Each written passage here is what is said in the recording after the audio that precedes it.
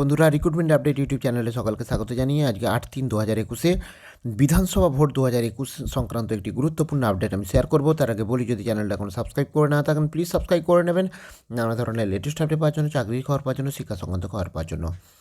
আমরা জানি যে বিভিন্ন জেলায় বিধানসভা ভোট 2021 ট্রেনিং চলছে। ফার্স্ট ট্রেনিং হয়ে গেছে, সেকেন্ড ট্রেনিংও বিভিন্ন জেলায় শুরু হয়ে গেছে বা সম্পন্ন হয়েছে। কিন্তু সেই ভোটকর্মীদের যে প্রশিক্ষণ, সেই প্রশিক্ষণে কিন্তু আবার একটি অন্য জেলায়, এর আগের দিন আমি একটি জেলার আপডেট দিয়েছিলাম যে প্রচুর মহিলা ভোটকর্মী তারা কিন্তু শোকজ পেয়েছেন, শোকজ লেটার পেয়েছেন, কারণ তারা ভোটের ট্রেনিংয়ে উপস্থিত ছিল না। সেরকম আবার একটি অন্য জেলার বিধানসভা ভোটের প্রশিক্ষণ না নেওয়া প্রায় 5,000 ভোটকর্মীকে শোকজ করলো নির্বাচন কমিশন। তো আসুন দেখেন বিস্তারিত কী রয়েছে। তার আগে বলি, যদি চ্যানেলটা এখন সাবস্ক্রাইব করে না থাকেন প্লিজ সাবস্ক্রাইব করে নেবেন নানা ধরনের লেটেস্ট আপডেট পাওয়ার জন্য, চাকরির খবর পাওয়ার জন্য, শিক্ষা সংক্রান্ত খবর পাওয়ার জন্য। প্রশিক্ষণ নেননি শোকজ 5,000 ভোটকর্মী। এটা হচ্ছে দক্ষিণ চব্বিশ পরগনার খবর। আসন্ন বিধানসভা নির্বাচনে দক্ষিণ চব্বিশ পরগনায় ভোটকর্মীদের দায়িত্ব থেকে রেহাই চেয়ে দিস্তা আবেদন জমা পড়েছিল নির্বাচনী দপ্তরে, কিন্তু তার মধ্যে বেশিরভাগই নাকচ হয়ে গিয়েছে। এদিকে ভোটের জন্য প্রশিক্ষণ ব্যবস্থা করা হলেও অনেকেই তা নিতে যাননি।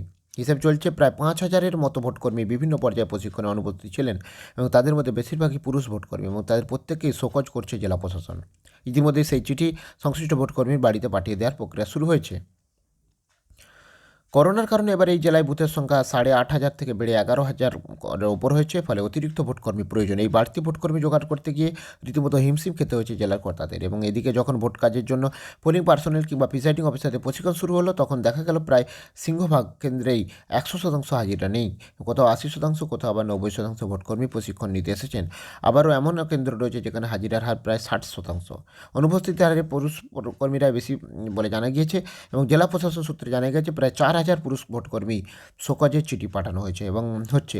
পরিসংখ্যান বলছে তার মধ্যে প্রায় 3,500 ভোটকর্মী প্রথম দফার প্রশিক্ষণ নিতে যাননি, আর দ্বিতীয় দফার প্রশিক্ষণ পর্বে যাননি 2,200-র মতো ভোটকর্মী। এর মধ্যে দুদিনই প্রশিক্ষণ নিতে যাননি এমন কর্মীও আছেন।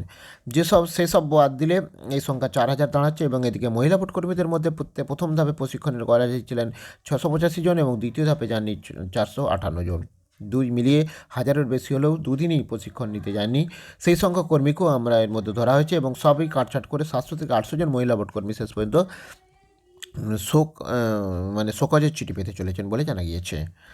এবং কোনো ক্ষেত্রে কর্মীদের মধ্যে অনুপস্থিতি হার বেশি এবং প্রশিক্ষকদের বক্তব্য হচ্ছে কোথাও শিক্ষকদের হাজির কম, কোথাও আবার সরকারি অফিসের কর্মীরা প্রশিক্ষণ নিতে আসেনি। তবে জেলা রিপোর্ট বলছে পূর্ব রেলের কর্মীদের অনুপস্থিতি অন্যান্য তুলনায় কিছুটা বেশি ছিল এবং জেলা প্রশাসন সূত্রে খবর, যেসব ভোটকর্মী প্রশিক্ষণ নিতে যাননি তাদের আরও একটা সুযোগ দেওয়া হবে এবং চিঠিতে বলা হয়েছে বড়সড় শাস্তির মুখে পড়তে না হলে মকআপ প্রশিক্ষণে আসতে হবে এবং তাতেও যদি কেউ না আসেন তখন নির্বাচন কমিশনের নির্দেশ অনুসারে সাসপেন্ড হতে পারে সংশ্লিষ্ট কর্মীকে। এবং আগামী সপ্তাহে এই মপ আপ প্রশিক্ষণ ব্যবস্থা করতে চলেছে প্রশাসন। এদিকে যারা প্রশিক্ষণ নিয়েছেন সেই সংখ্যা বিশ্লেষণ করে দেখা গিয়েছে এই জেলায় মোট ভোটকর্মীর সংখ্যা 57,000 থেকে 50,000-এর নিচে নেমে এসেছে এবং তার উপর একাংশ ভোটকর্মীকে নানা সুপারিশের কারণে ভোটের দায়িত্ব থেকে বাদ দিতে হয়েছে এবং শেষ পর্যন্ত 3 দফায় ভোট করাতে গিয়ে লোকবলের সংকট হবে না তো চিন্তায় রয়েছে প্রশাসন। তাহলে দেখলেন এবার বীরভূম জেলার পর আবার দক্ষিণ চব্বিশ পরগনা জেলাতেও কিন্তু প্রায় 5,000 ভোটকর্মী কিন্তু তারা শোকজ লেটার পেতে চলেছেন বা তাদের বাড়িতে পাঠানো হচ্ছে, কাজ চলছে। তো যারা ভোটকর্মী তাদের কাছে আমার রিকোয়েস্ট যে অবশ্যই আপনারা ট্রেনিংটা নিন এবং বিধানসভা নির্বাচনের কাজটা সুসম্পন্ন করুন।